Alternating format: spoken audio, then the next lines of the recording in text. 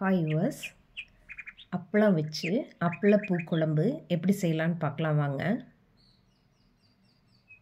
இதுக்கு தேவையான பொருட்கள்: ஒரு பெரிய சைஸ் லெமன் சைஸ் புளி எடுத்துக்கோங்க,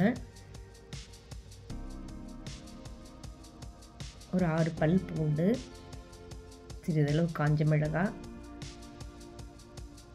ஒரு 20 நம்பர் சின்ன வெங்காயம்,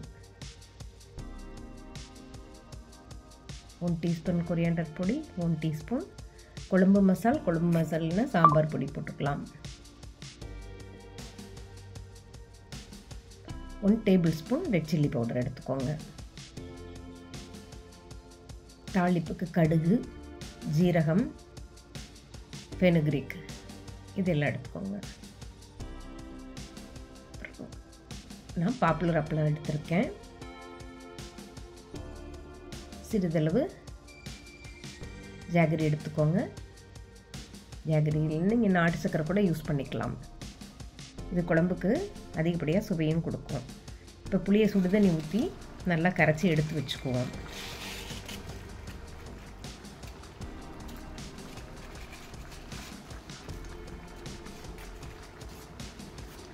பேன் வச்சு 1/4 கப் நல்லெண்ணெய் ஊற்றி எண்ணெய் காஞ்சதும் எடுத்து வச்சுருக்க 1/4 டீஸ்பூன் வெந்தயத்தை போடுங்க. வெந்தயம் லேசாக பொரிஞ்சதும் பூண்டு போட்டு பூண்டு லைட்டாக செவக்க வர மாதிரி நல்லா வணங்கினதும் சாம்பார் வெங்காயத்தை இது போல் சின்ன சின்னதாக கட் பண்ணி எண்ணெய்க்குள்ளே போட்டு நல்லா எண்ணெயில் நல்லா டோஸ்ட் பண்ணி விடுங்க. சிறிதளவு ஒரு 1/4 டீஸ்பூன் சால்ட் போட்டுக்கோங்க. சிறிதளவு கருவேப்பிலை போட்டுக்கோங்க. இப்போ எண்ணெய் கலர் மாறி இது போல் நல்லா சுருளை வந்ததும் எடுத்து வச்சுருக்க மசால் பொடிகளை 1 by 1 இதில் ஆட் பண்ணிக்கோங்க. 1/4 டீஸ்பூன் டர்மரிக் பொடி போட்டுக்கோங்க.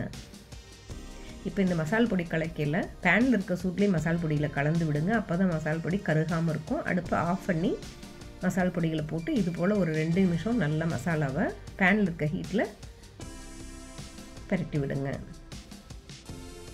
இப்போ அடுப்பை ஆன் பண்ணி கரைச்சி வச்சுருக்க புளி கரைசலை இதில் சேர்த்துக்குவோம்.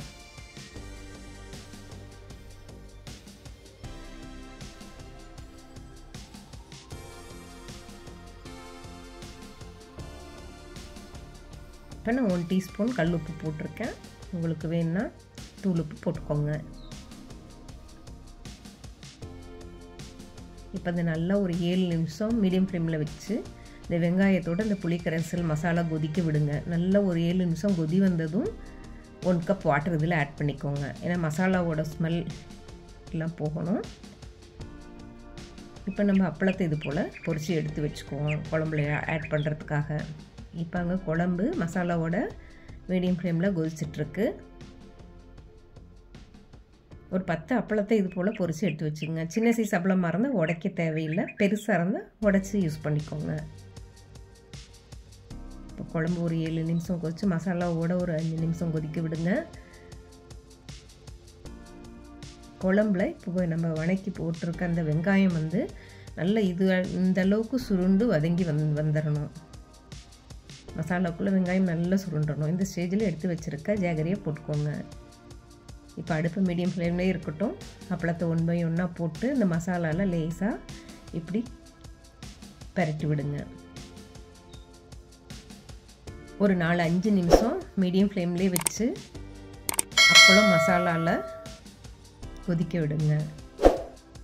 இப்போ நம்ம அப்பளப்பூ குழம்பு ரெடி ஆகிடுச்சுங்க. அடுப்பை ஆஃப் பண்ணிடலாம். தாளித்து போட்டுக்கலாம். 1 டீஸ்பூன் நல்லெண்ணெய் ஊற்றி கடுகு, ஜீரகம் பொரிஞ்சதும் கருவேப்பிலை, காஞ்ச மிளகாய், சிறிதளவு பெருங்காயத்தூள் இது எல்லாத்தையும் போட்டு தாளித்து அப்பள குழம்புல தாளிப்பை சேர்த்துக்கோங்க.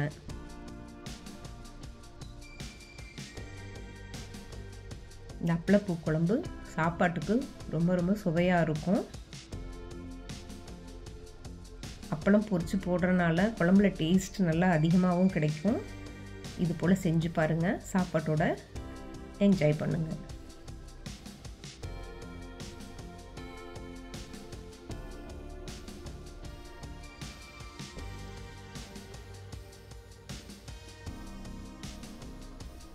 ஸோ நம்மளோட சுவையான டேஸ்டான எம்மியான அப்பளப்பூ குழம்பு ரெடி. வாங்க இதை நம்ம சாப்பாட்டோட சர்வ் பண்ணிக்குவோம்.